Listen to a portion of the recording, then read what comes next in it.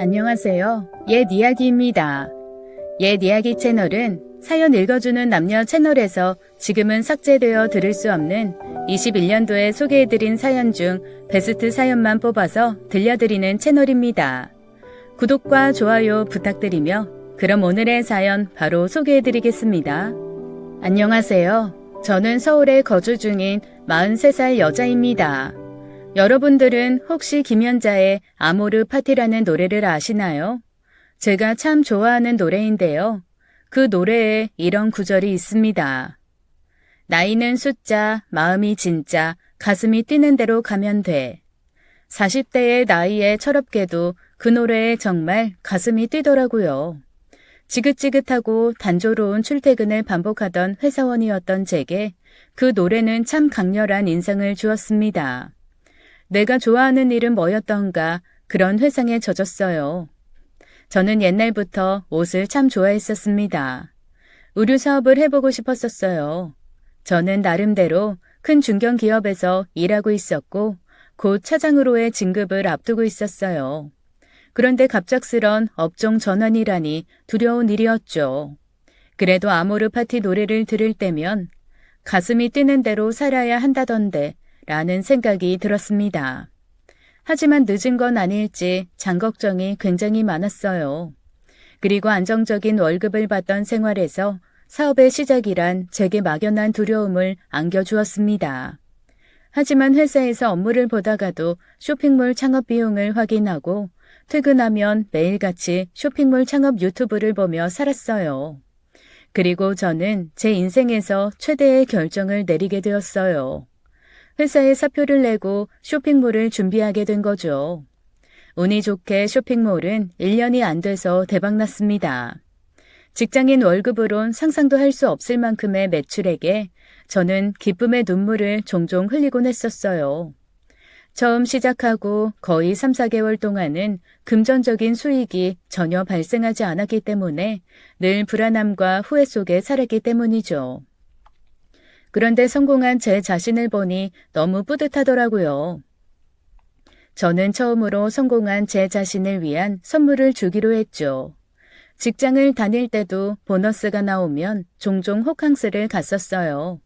그래도 현실과 타협해 적당한 선의 호텔을 고르곤 했는데 이번엔 아니었습니다. 1박에 60만 원을 훌쩍 넘기는 5성급 호텔 스위트룸을 예약했죠.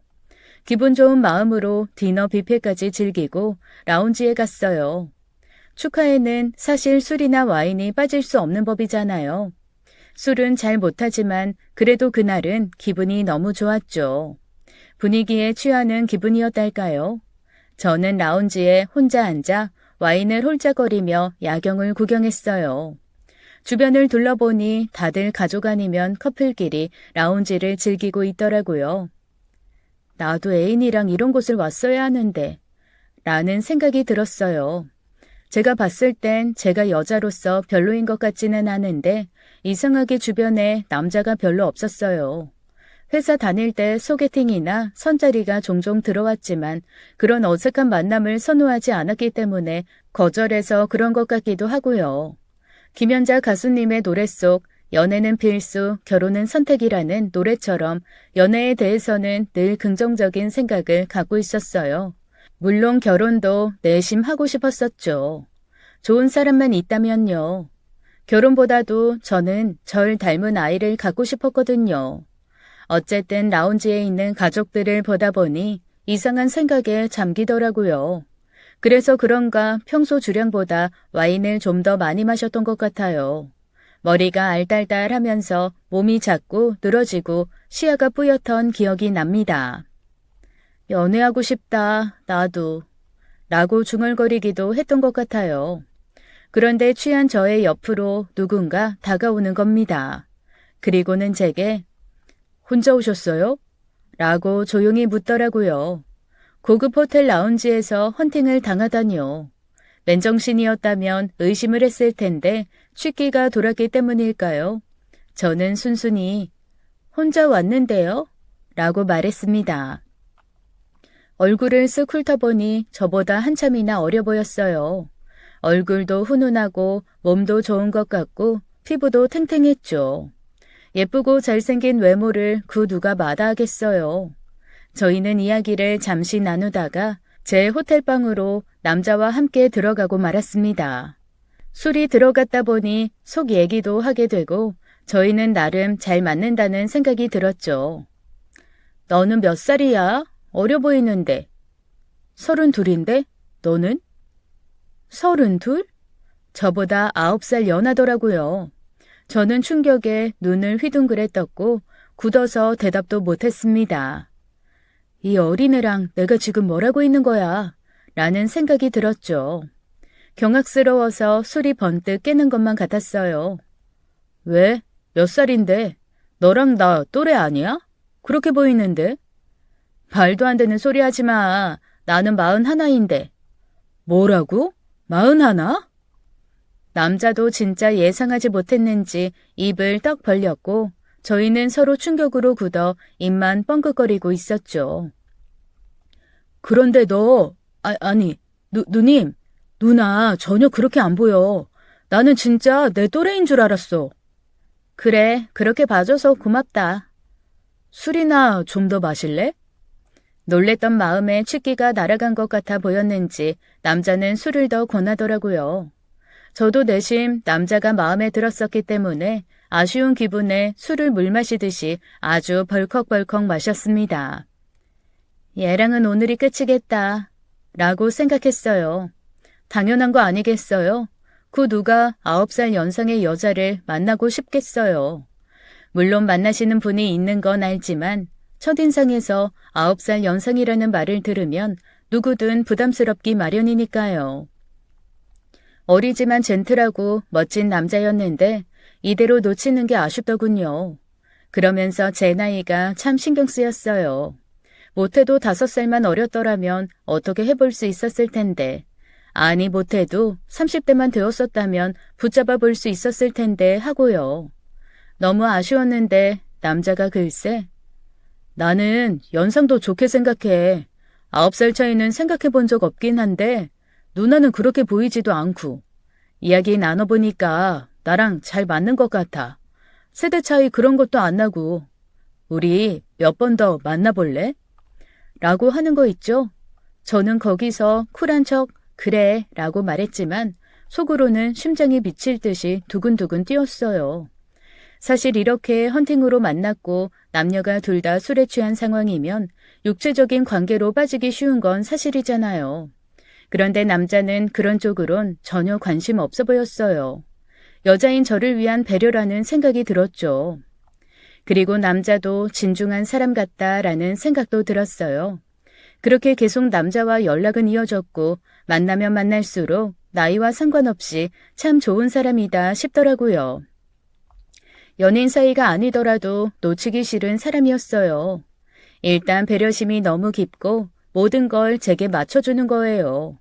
그렇게 지내다가 저는 남자에게 고백을 받게 되었어요. 저는 그 고백을 받고는 우리 나이 차이 때문에 너무 신경 쓰여.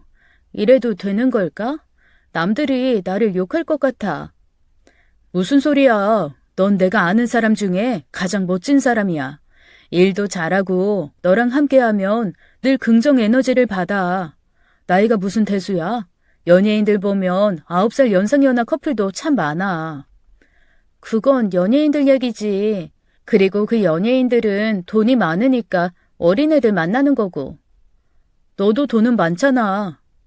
친해지면서 제 수입에 대한 부분을 살짝 공개한 적이 있어요. 솔직하게 말하자면 나름 어필을 하고 싶은 마음이 없진 않았죠. 아무튼 고민하는 제게 남자는 계속 괜찮다고 말을 해주었고 결국 저희는 연상연하 커플로서 예쁜 연애를 시작했습니다. 자기는 왜 그동안 연애를 안 했어? 능력도 좋고 외모도 예쁜데.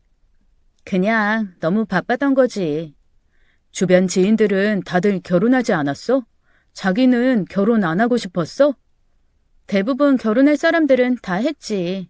결혼은 안 해도 아기는 갖고 싶었어. 나는 얼른 화목한 가정 이루는 게 꿈이었어. 그와 저는 가치관도 꽤나 잘 맞았어요. 그는 제 이야기를 듣고 며칠간 고민을 했나 봐요. 갑자기 제게 난 자기 사랑하는데 나에 대한 마음이 확실하다면 우리 빨리 결혼하는 건 어때? 이라고 말했고 저는 너무 놀랐죠. 사귀게 된 지 며칠이나 지났다고 결혼이라뇨. 하지만 그는 저를 설득하기 시작했고 저는 넘어갔습니다.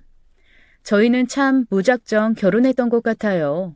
나이가 있다 보니 엄청 급하게 진행해서 생략된 부분도 참 많았죠.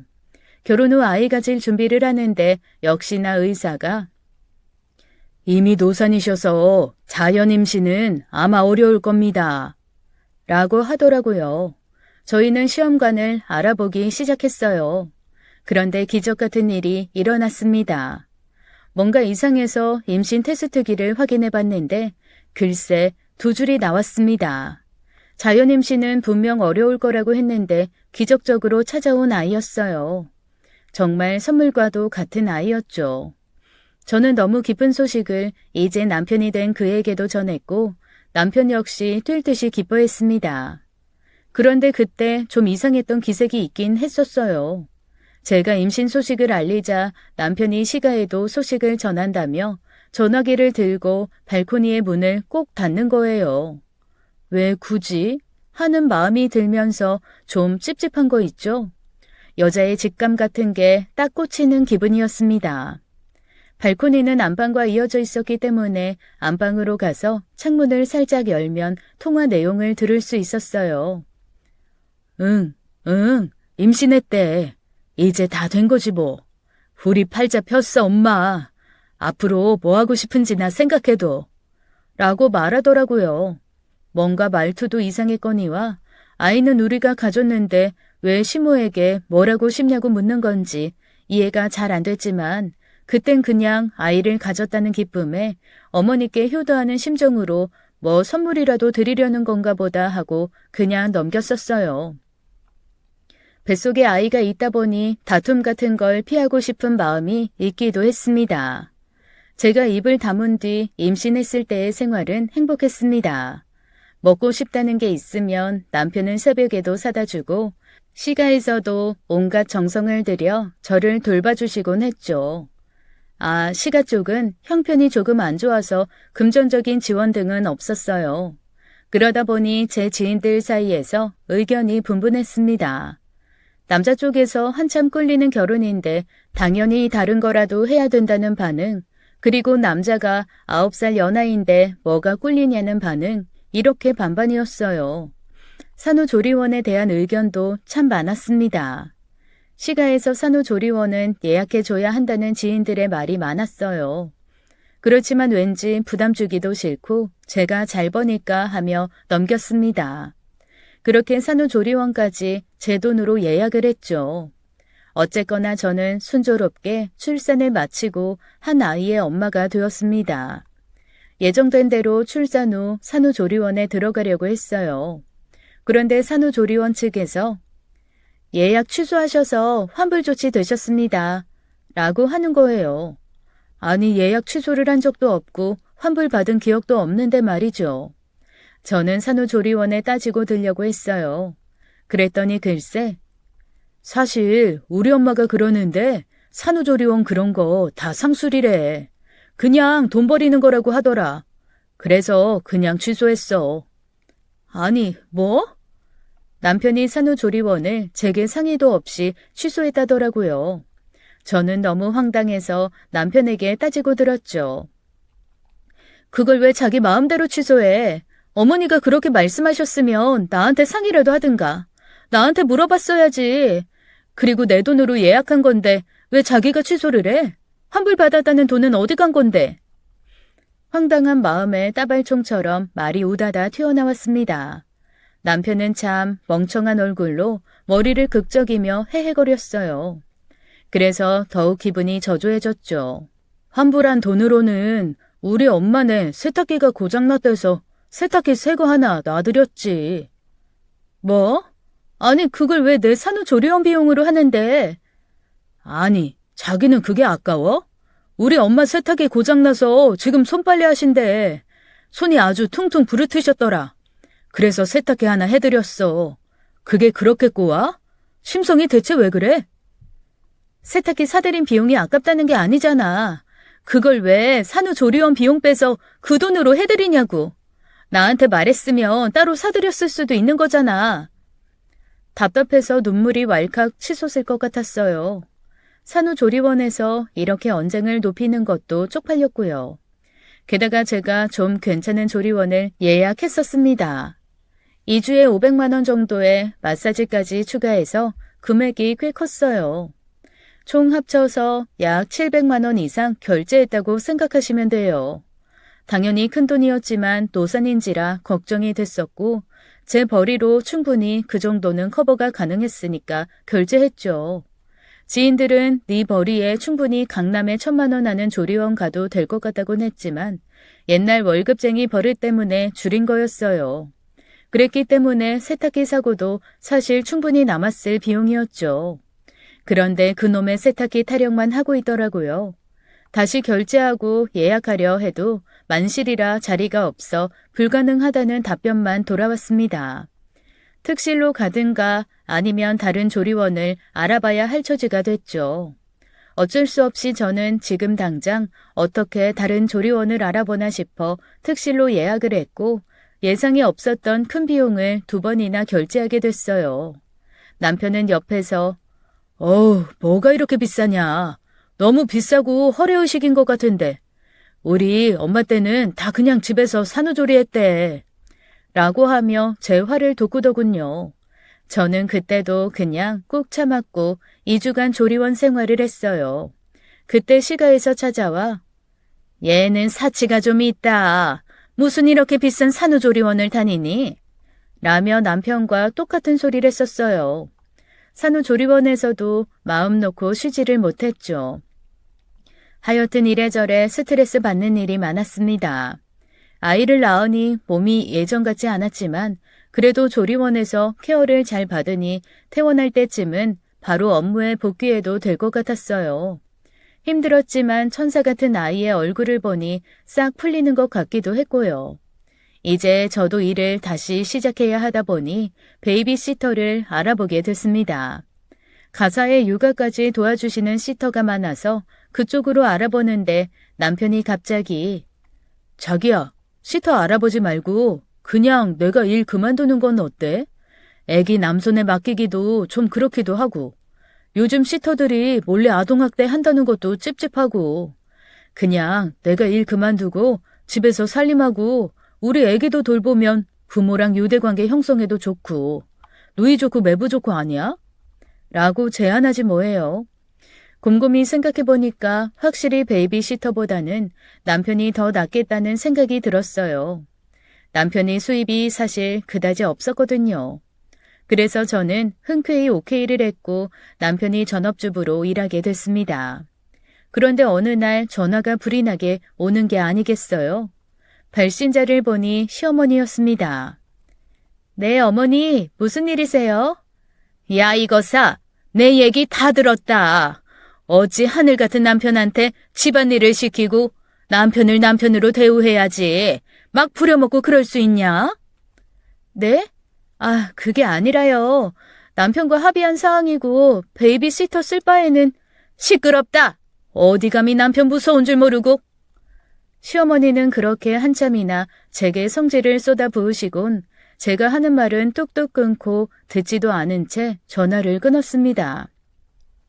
요즘 같은 세상에 하늘 같은 남편이란 소리를 듣자니 저는 기가 찼지만 그래도 남편의 어머님이니 그냥 네네 하고 말았어요. 그날 남편에게 이 이야기를 해주었더니 남편은 우리 엄마가 너무 옛날 사람이라 그래. 미안해. 집에만 있으시니까 적적하시고 심술도 나고 하시나 봐. 그래서 말인데 뭐길래 그렇게 뜸을 들여?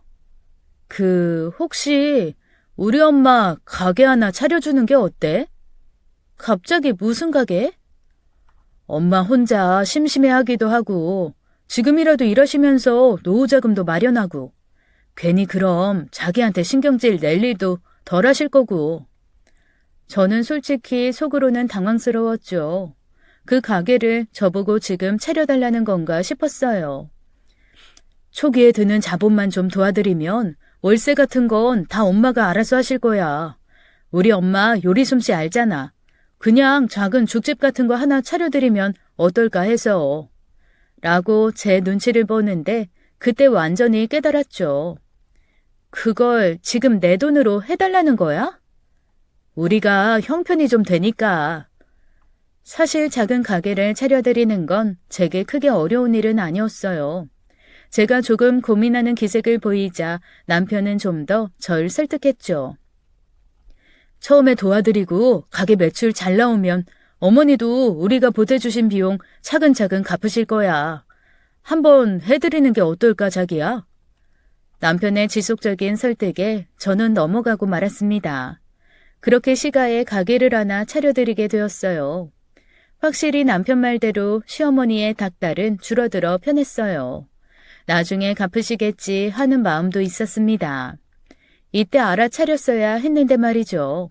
어느 날은 일을 하고 있는데 신용카드 결제 메시지가 오는 거예요. 남편이 전업주부가 된 후로 제 명의의 카드를 생활비 목적으로 사용하고 있었기 때문에 남편이 썼나 보다 하고 확인을 했습니다.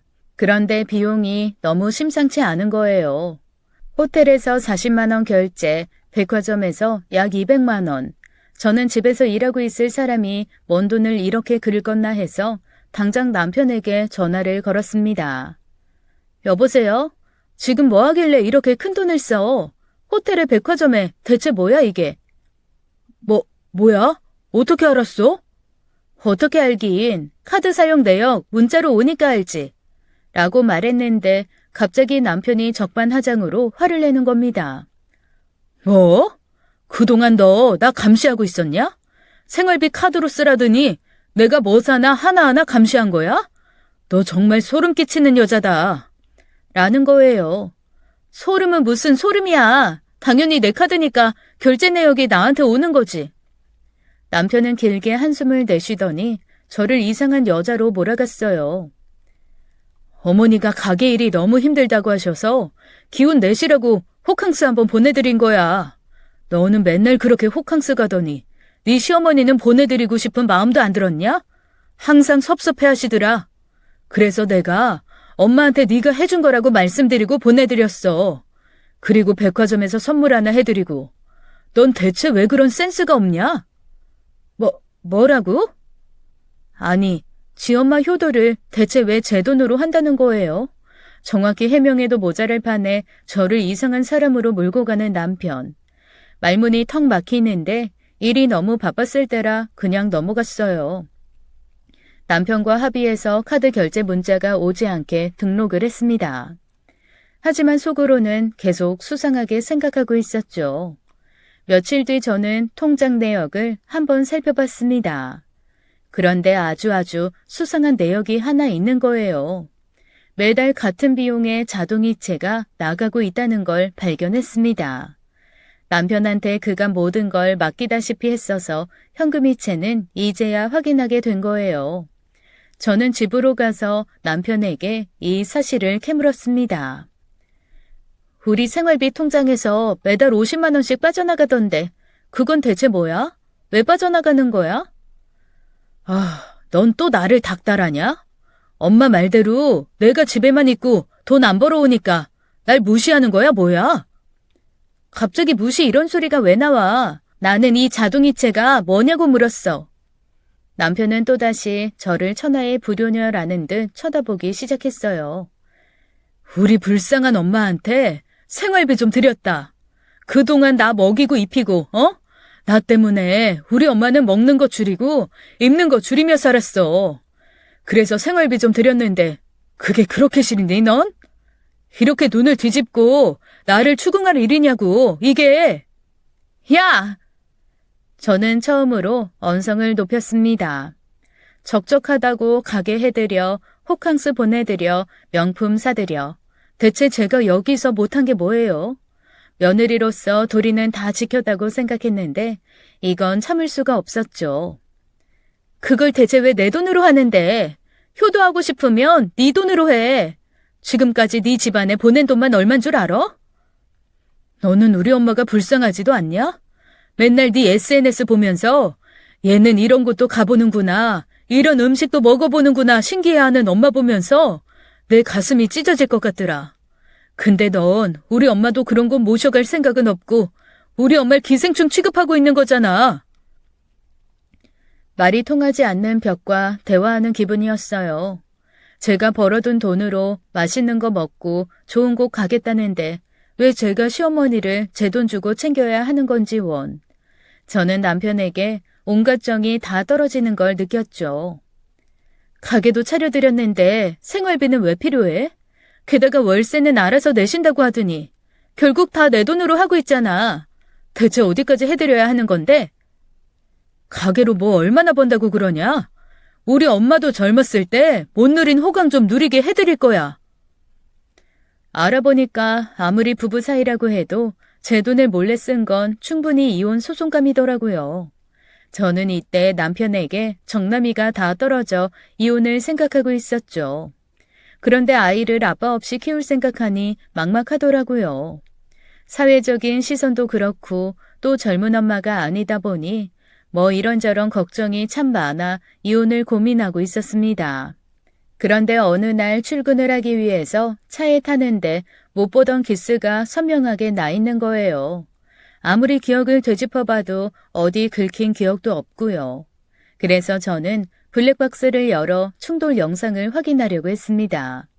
그리고 그 순간 모든 판도라의 상자가 열리고 말았어요. 최근 충돌 영상에는 남편의 음성이 녹음되어 있었어요. 그리고 제가 알지 못하는 한 낯선 젊은 여자의 목소리. 오빠, 웬 외제차를 끌고 왔어? 원래 차는 어디로 가고? 누구 거야? 오늘은 기분 좀 내려고 가져왔지. 늙은 여우 건데 내 거나 마찬가지야. 하, 오빠 와이프 거구나? 그 여자도 참 웃긴다. 그치? 일에 미쳐서 자기 남편은 뭐하고 다니는지도 모르고. 나이도 많아가지고 뭐 신경이나 쓰겠어? 나한텐 그냥 돈이나 벌어오는 기계지 뭐. 그 덕에 너랑 나랑 호텔도 가고 재밌잖아. 나야 너무 좋지. 믿을 수 없는 대화였어요. 저를 늙은 여우라고 지칭하고 있더라고요. 게다가 둘은 제 돈으로 아주 행복한 욜로 라이프를 즐기고 있었어요. 너무 큰 충격을 받아서 손이 덜덜 떨렸습니다. 저는 블랙박스 영상을 저장해서 시가에 전송했어요. 당신 아들이 이런 남자다라고 충격을 주려고 한 일이었는데 시어머니는 글쎄 얘 별것도 아닌 걸로 혼자 오버하는구나. 원래 남자라는 동물은 다 그래. 애도 있는데 이혼하려고 그러니? 그럼 욕먹는다. 애한테도 못할 짓 하는 거야 너. 편부모 가정에서 애를 키울 셈은 아니지? 난 내 손주 그런 꼴 당하는 거 못 봐. 어린 남자 만나려면 그 정도는 네가 감수해야 하는 부분인 거다. 남자는 다 여자 밝히게 돼 있어. 라는 헛소리나 들어놓으셨습니다. 저는 이 내용은 전부 녹음해 두었죠. 나중에 이런 녹음들이 굉장히 도움된다고 하더라고요. 일부러 저도 남편이 바람핀 걸 인정하는 말을 시모 입에서 나오게 하려고 유도하며 전화 통화를 진행했어요.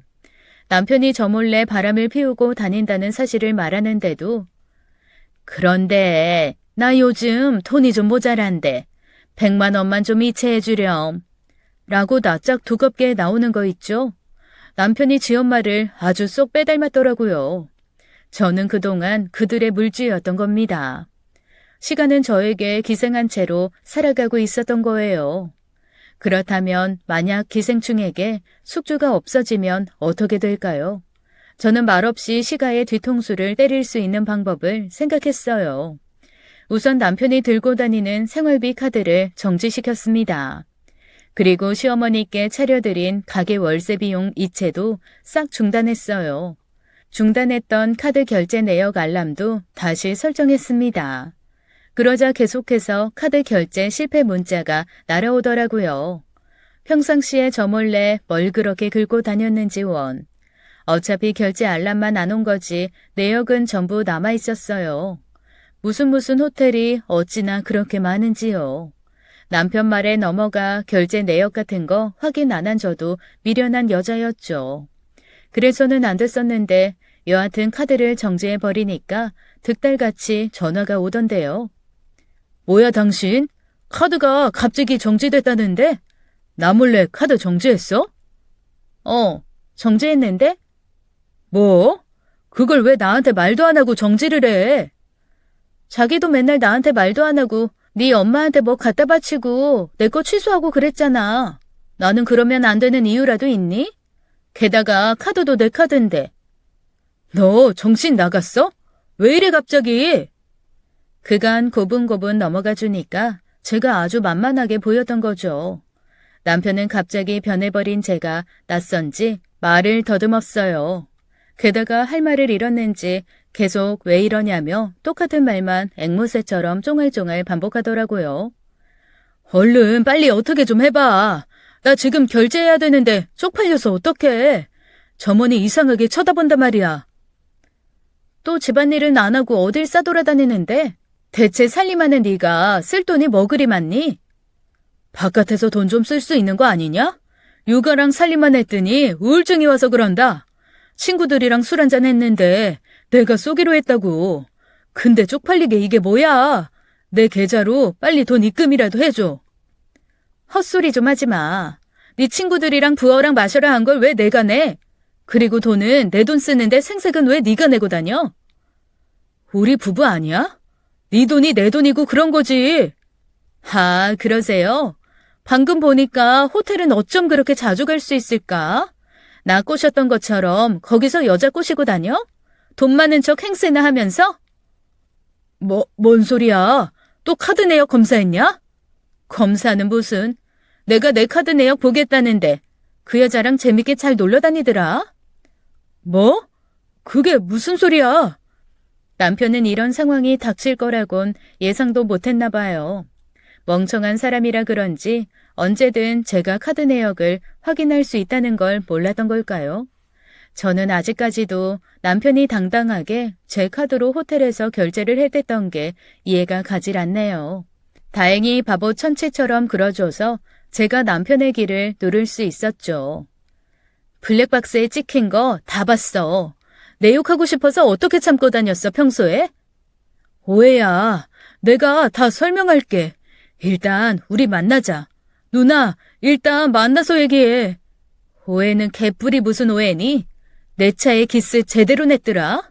난 내 거 사설에 안 맡기는 거 알지? 수리비 물 준비나 해. 돈 없으면 그 여자한테 손 벌려보든가. 나한테 했던 것처럼 말이야. 저는 남편의 말을 하나하나 다 받아치곤 전화를 뚝 끊어버렸어요. 남편이 계속해서 절 부르는 소리가 들렸는데도 아주 매몰차게 끊고 계속 걸려오는 전화도 싹 다 무시했습니다. 그러자 시모한테도 전화가 울리고 난리였어요. 개인 핸드폰은 전원을 꺼버리고 회사 휴대폰으로 저는 이삿짐 센터를 불렀습니다. 저희 집에 있는 남편 물건을 전부 빼서 시가로 보내버렸어요. 제가 이렇게까지 할 줄 몰랐던 모양이에요. 시가에선 완전히 난리가 났고 저희 집에 자기 엄마랑 손을 꼭 잡고 찾아왔더라고요. 저는 문도 안 열어줬습니다. 오히려 경비실에 신고해서 쫓아내버렸어요. 그렇게 며칠 동안이나 찾아오다가 조금 잠잠해졌어요. 애아빠기도 하고 그간의 정이 있어서 그런지 막 심하게는 못하겠다는 마음이 조금 있긴 했었습니다. 그래서 똥밟은 셈치고 여기까지 하려는 찰나 발신인이 누군지 알 수 없는 전화가 한 건 걸려왔어요. 또 시가에 술수인가 해서 안 받으려고 했는데 왠지 받고 싶은 거예요. 받아보니 글쎄 자기를 집주인이라고 하는 거예요. 제가 그간 자동이체 해왔던 의문의 돈, 남편은 어머니의 생활비를 보냈다고 했었는데 그게 사실은 월세였다고 하더라고요. 그러고 보니 매달 생활비를 보내드리는데 저한테 돈이 모자라니 100만 원을 보내달라고 할 이유가 없었죠. 저는 그 집주인에게 집 주소를 묻고 차를 몰아 찾아갔어요. 평소에 저라면 안 그랬을 텐데 계속 묘하게 신경 거슬리는 기분이었거든요. 어쨌든 가서 알려준 주소의 문을 두드리니 안에서 여자 목소리가 들려왔어요. 누구세요? 라고 안에서 묻는데 귀에 낯익은 목소리더라고요. 제가 쇼핑몰을 하다 보니 고객 전화 응대를 할 때도 많아요. 그래서 그런지 목소리를 자주 듣고 또 잘 외웁니다. 누구 목소리인지 딱 생각이 났죠. 블랙박스에서 조수석에 앉아 남편과 함께 제 욕을 하던 여자였습니다. 제가 말이 없자 안에서 여자가 문을 살짝 열어 확인하더라고요. 전혀 저를 못 알아보는 눈치였고 고개만 갸웃거리고 있었어요. 저는 당당하게 말했죠. 여기가 내 집이라고 해서 와봤어요. 나도 모르는 내 집이 있었더라고요. 비꼬는 말에 여자는 제가 누군지 눈치챈 얼굴이었어요. 저는 여자를 밀치고 실내로 들어갔고 집을 확인했습니다. 완전 둘만의 신혼집을 차려놨더라고요. 남편과 여자가 함께 찍은 사진이 벽에 걸려있고 커플 쿠션도 있고 그냥 신혼집 그 자체였어요. 제가 남편에게 사준 옷도 발견할 수 있었습니다. 남편은 그간 제 돈으로 불륜녀와 신혼집을 차렸던 거였어요. 백화점에서 긁었다던 가방들도 다 불륜녀의 선물이었죠. 전 나가라며 소리치는 불륜녀의 머리채를 잡았습니다. 그리곤 집안을 헤집으며 물건을 부수고 찢고 난동을 피웠죠. 센터를 불러 이 집에 있는 물건을 싹 빼달라고 했어요. 어차피 다 제 돈으로 산 물건일 테니까요. 불륜녀는 울고불고 난리였지만 저를 막지는 못했어요.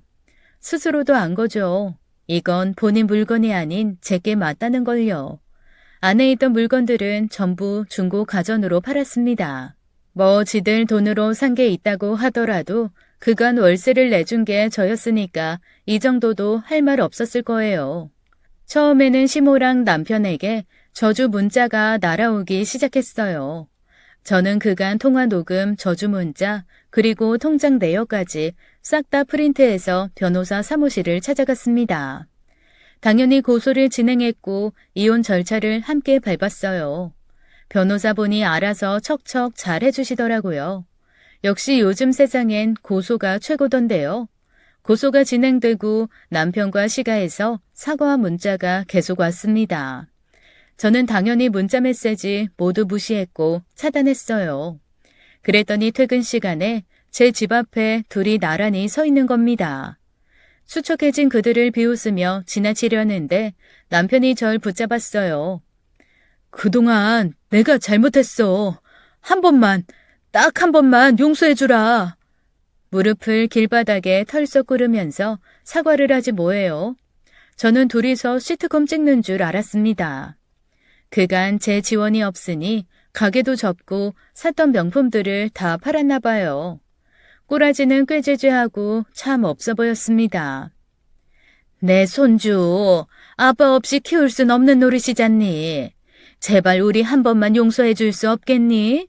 앞으로는 네 수발 들면서 삼아, 응? 이라고 말하는데 수발은 무슨요. 요즘 돈만 주면 제 수발 들어줄 사람이 얼마나 많은데.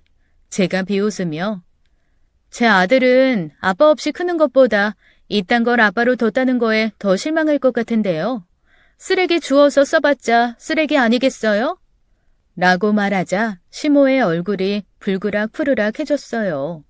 그간 고얀 성격처럼 제게 욕을 퍼부을 것 같았는데 옆에서 남편이 옆구리를 콕콕 찌르더라고요. 제가 절대 받아줄 생각이 없어 보였는지 남편은 아스팔트 바닥에다 본인 머리를 콩콩 찌우며 말 그대로 석고대죄를 하기 시작했습니다. 솔직히 그때 남들이 볼까봐 쪽팔리고 그랬습니다. 앞으로 진짜 열심히 살게. 나 자기 없으면 안 돼. 내 돈이 없으면 안 되는 거겠지. 좀 비켜. 저는 다리로 꿇어앉은 남편을 툭 치곤 당당히 걸어왔습니다. 그 후로 남편에게 많은 합의금을 받아냈어요. 아이 양육권도 당연히 제게 있었기 때문에 양육비도 매달 받았습니다. 함께 살 때보다 훨씬 여유로워졌어요. 아직도 남편은 저에게 사과와 함께 다시 한 번만 받아달라는 내용의 문자를 써서 보내지만 저는 알고 있습니다. 그들이 그리워하는 건 제가 아닌 저의 돈이라는 것을요. 저는 제 아들과 함께 행복하게 살고 있습니다. 지금까지 옛 이야기였습니다. 끝까지 함께 해주신 여러분 감사드리며 저희는 다음 사연으로 돌아올게요. 감사합니다.